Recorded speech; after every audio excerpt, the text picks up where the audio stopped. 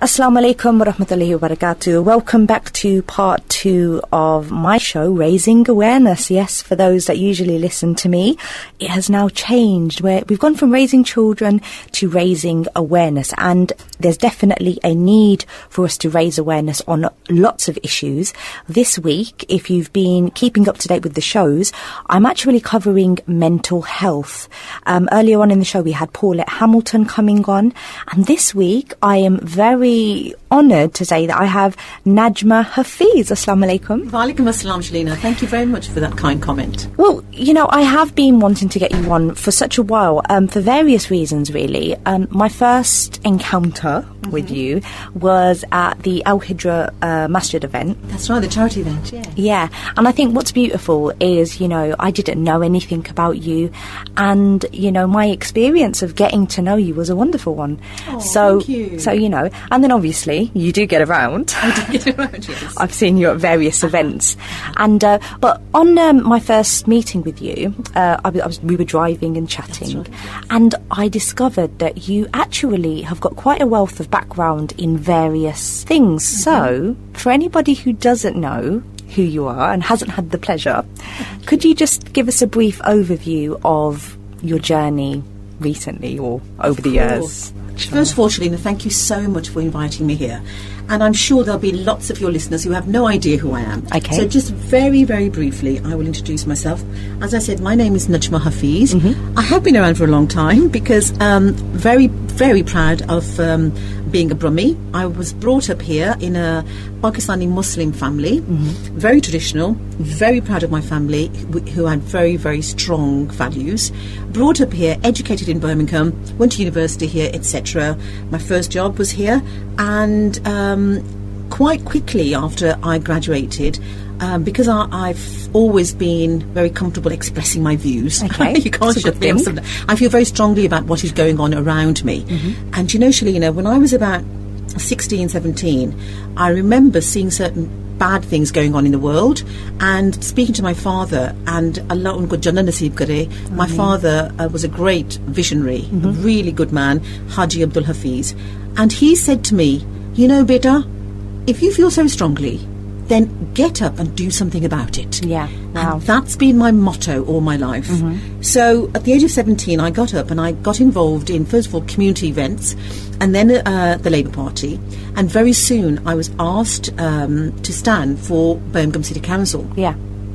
So I stood for the City Council, and alhamdulillah, mashallah, and do you know what I did, Shalina? I deliberately stood in an all-white area, which was Hall Green, Acox Green, called Fox Hollies.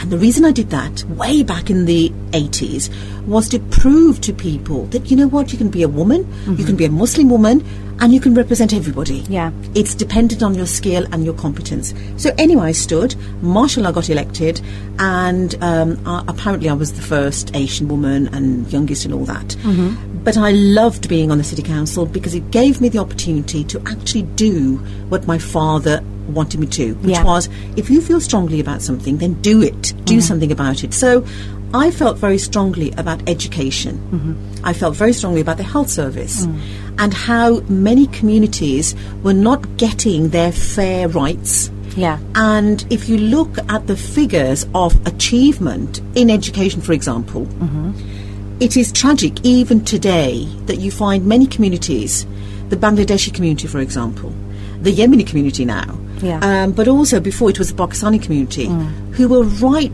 well below the average attainment. Yeah. And I felt we needed to do something about that, as well as mainstream. And so, alhamdulillah, mashallah, with Allah's prayers and my parents' support, I became the chair of education in Birmingham, mashallah.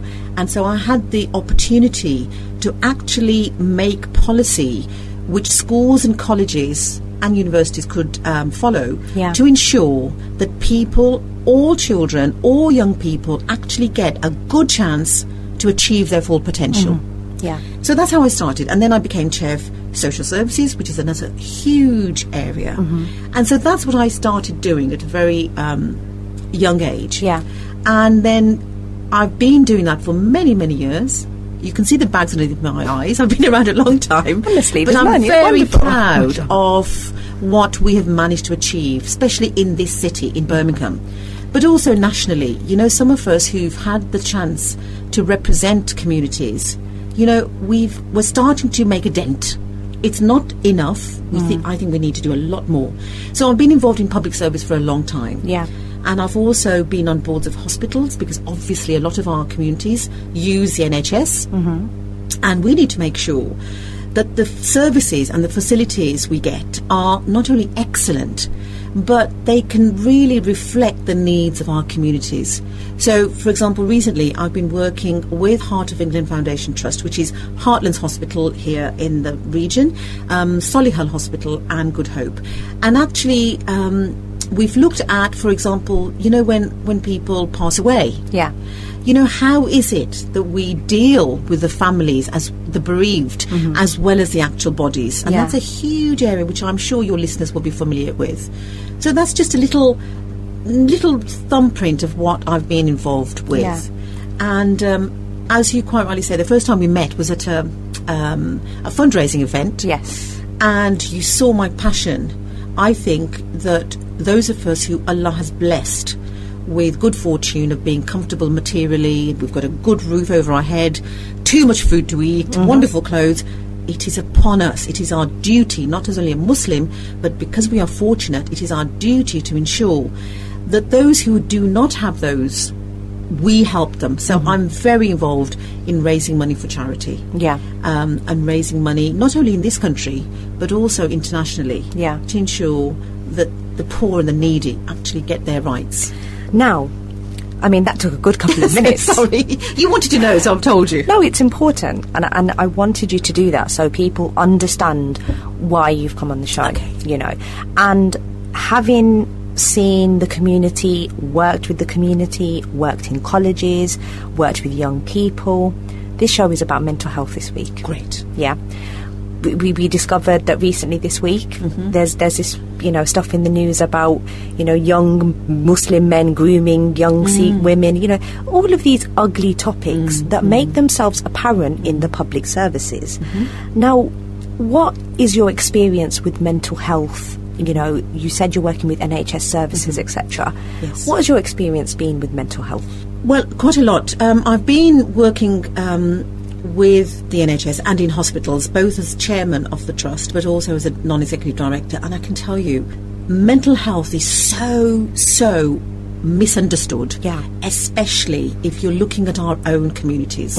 It's a big issue in the mainstream communities, but if you look at and if I can just address our chat today to the ethnic minority communities, I think, and that includes Muslims, Hindus, Sikhs, you know, Buddhists, all the people who are not in the mainstream.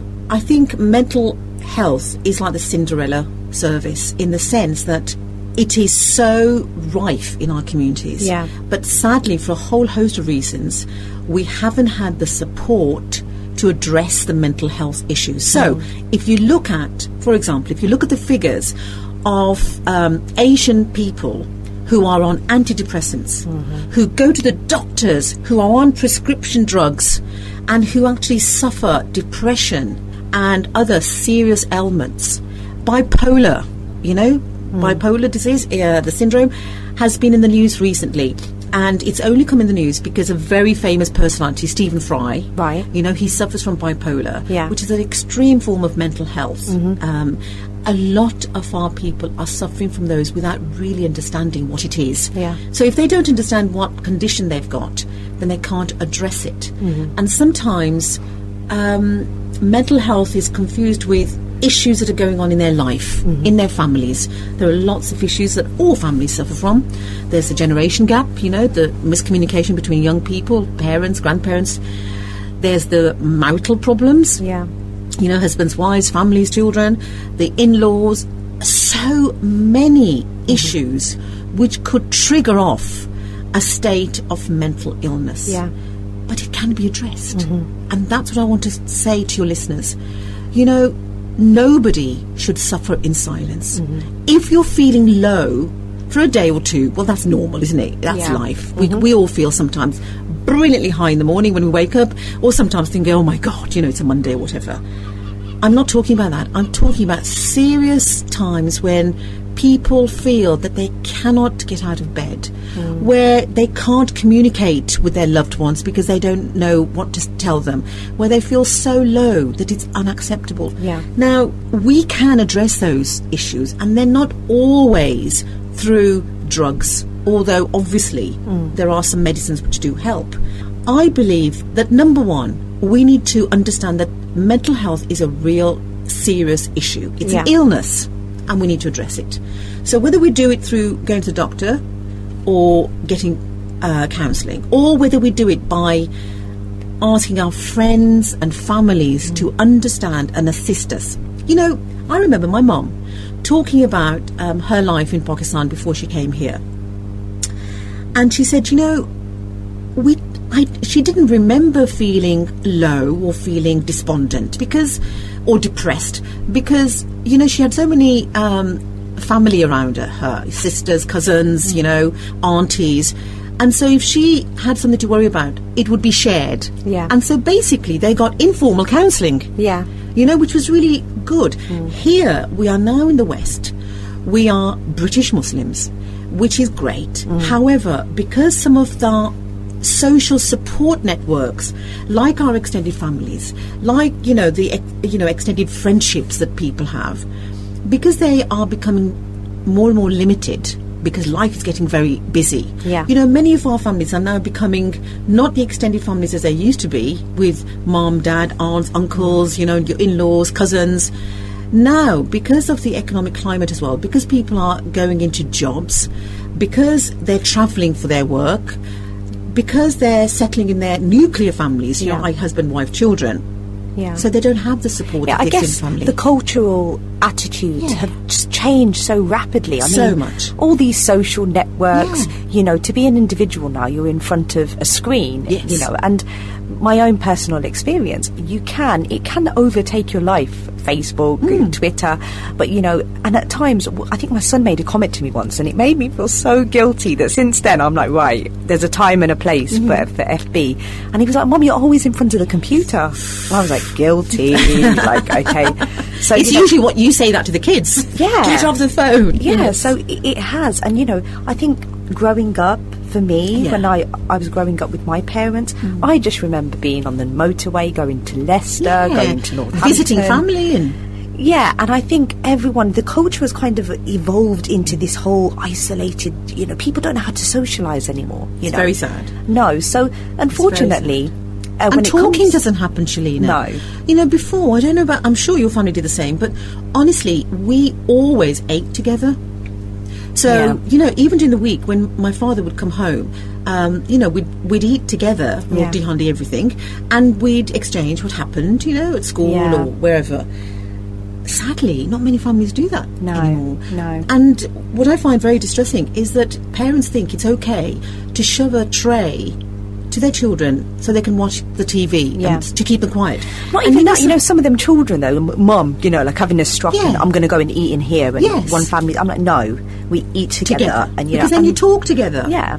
So that, I think, is very disturbing. And of course, if people are more and more isolated, then they're obviously going to be more insular. They're going to think about their problems as being much bigger than the problem actually might be. Yeah. Like the ugly you know, the ugly topic of suicide. You know, how does a person get to that stage? You know, and clearly it's about identifying it. And that's what I said earlier. We have to familiarise ourselves with mental health, you know, with the behavioural attributes that come from the people, you know, and know how to recognise them and know how to intervene, you know.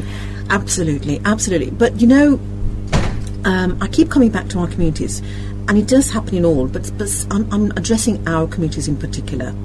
If there's an issue of mental health, just like physical disability, people tend to think, oh, we're not going to mention that. It's something to be embarrassed about, ashamed about. Yeah. No, it isn't. We must say it is a problem, it is an illness, and we should address it. And I think you mentioned suicide. If you look at the figures of the number of Asian people in that category, it's tragically quite high, disproportionately higher.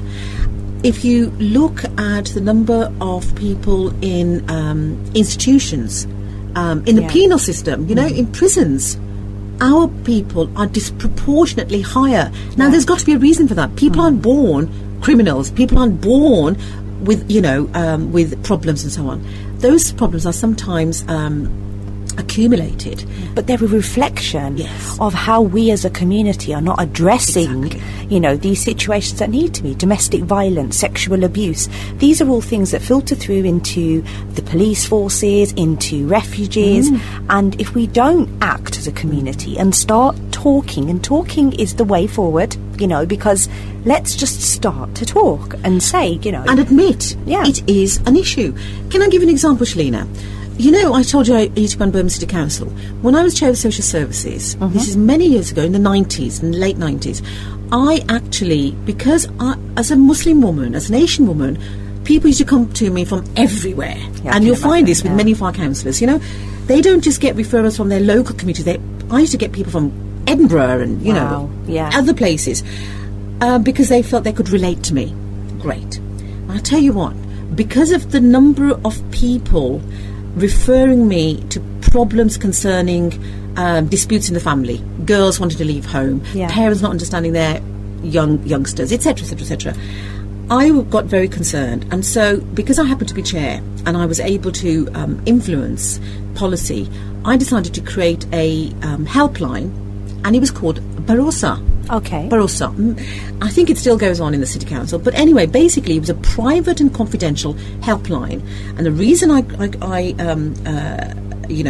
wanted it to happen was because I was getting so many families coming to me saying their daughters have run away because, or the girls coming to me and saying, I can't take it anymore, I'm having a forced marriage, or I can't get on with my father, or, and this is where it comes to abuse, or tragically, many young, both girls and boys actually, saying that they've been abused by a member of their own family. Ugly subjects, but they're happening. But it happened. And so, I created this helpline, right? And it was staffed by very good employees of the City Council. And one helpline was for the actual victims, the people, the girls or the boys who felt they had to come out of the home. The other helpline was for families, because I think families need the support. Yeah. Because they're out of their heads, because they think, my daughter, oh my God, the shame. Yeah. The, izzat hamari kahan chali gayi. So they don't know how to deal with it. Yeah. So there were two very solid private helplines. And shall I tell you something, Shalina? The number of opposition the huge opposition I got from our own communities. Many elected representatives came to me and said, Najma, you're colluding with the girls who are running away. And I was saying, excuse me, I'm not colluding. I'm trying to make sure that those vulnerable people are not put in a position where if they run away from home and they don't have anywhere to go, I'm sorry, we've got a cruel world out there. They will they will be victims of the sharks who will bring them into prostitution, into drugs, and all the ugly side of life that we don't want to address. But obviously, I got a lot of opposition. However, stuck with it. I think it's still going on. But truly, Shalina, I will tell you, I still get taxi drivers, because I travel a lot, and when I'm in a taxi, I still get lovely, lovely drivers who say, oh, Assalamu alaikum, Najma. But I picked up a girl from Nottingham last week, and she didn't know where to go. I told her about Barossa helpline. Now, if the girl or the boy or whoever is in trouble can actually pick the phone up and say, oh, I'm away from my family, I had to come to another city, I don't know where to go, I don't know what to do, at least she'll be able to go to a refuge, which is safe for her. She won't be a victim to the sharks, as I say, out there. Now, families should be comforted by that. But on the other hand, I understand the worries of families, because they are really concerned about their izzat. They're really concerned about their youngster. And so we need to support them as well. And I think, as you've quite rightly said, Shalina, what we need is an open, honest dialogue. Let's be honest.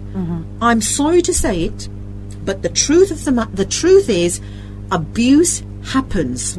It happens in our families, it happens in our communities, and the day we admit that, we can address that ugly issue, and we can make sure that we safeguard our people, both young and old. Yeah. Now, abuse isn't just about sexual abuse amongst the young, Shalina. We've got now a population which is growing elderly, because they're living longer, mashallah, alhamdulillah, which is great. But, we talked about families now becoming less extended. Yeah. The support networks diminishing. Now, what happens to those elderly? I'm really concerned. What a happens lot to those more elderly? Asians are going into not mental homes, Residential homes. Residential homes, yeah. And actually that is better than being neglected, forgotten, abused with their own families. Yeah. Young people who say, oh, ma, bahut problem ban gayi, and oh my God. It's a shame, isn't it? It's because tragic. Unfortunately, we haven't nurtured or developed that understanding of how to manage the before and anticipate what's coming after, Now, you've highlighted so many things, but more so the limitations of an individual, which is why I've done the show. Good. Because I get the calls. I'm so pleased you've done the this. tears, and it's not nice because as an individual, I want to help my community, and I realise that me as an individual, I have limitations. I can do what you've gone and done, which was fabulous. You went and got educated, you got yourself into a position where you can create public policy, procedure, and create, the mass change that needs to be done out there. But then you've got somebody who maybe is limited in terms of their qualification. This is where we get public services involved. Now, you've done something that's very close to home and very accessible to all, and I want to talk about it because I think it's a great idea, and if anybody wants to get in touch with you, they're more than welcome. Absolutely. And it's called, I don't know if I'm going to say it right now. Honestly. You can say it, No, look, I'm officially a British Pakistani Muslim, and my Urdu and Punjabi is awful. I mean, my grandma used to... No excuse. My mum would say, no excuse, beta. Sequel. No, but again, what I think I know what you're talking about. I want to create something which I hope will be really good at addressing these issues. Yeah. It's going to be called Chai and Chat. Yeah. Or Jai. Or Jai. I said Jai. Jai. Good girl. It's going to be called Chai and Chat, which is tea and chat. Like Gup Shop. Yeah. I thought, let's not have Gup, let's have Jai and Chat. Yeah. So, over a cup of tea, you can sort out so many issues. Yeah. So my idea is, and I really hope your listeners like this and that they become part of it, I would love to create networks, right?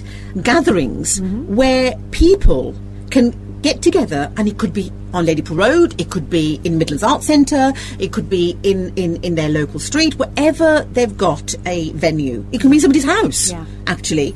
Where a group of people, men and women, or women only, or particularly young people, I'd love to see that, come together, like you have drop-in centres. Yeah. A bit like that, but it's much, much less serious, so it's Chai and Chat. So you have a little cup of chai, nice chai peel, garam, and some cakes and things, because I love cakes, and you can actually talk about your week, your day, and bring out, and I tell you, I guarantee these issues will come forward. So when people are together, they will say, oh God, I've had a terrible day, or my husband's done this, or my brother's done this, or my mother's, we need to be able, as you said earlier, we need to be able to start talking again.